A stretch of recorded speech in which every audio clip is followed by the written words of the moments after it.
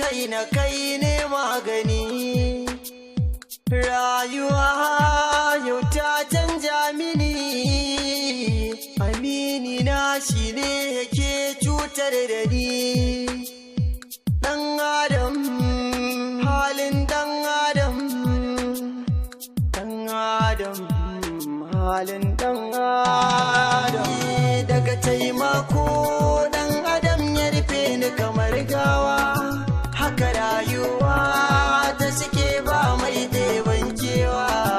Yau ganin na wannan hali bisa kuncin rayuwa, na susuce yau garan yinuwa ta zama rana.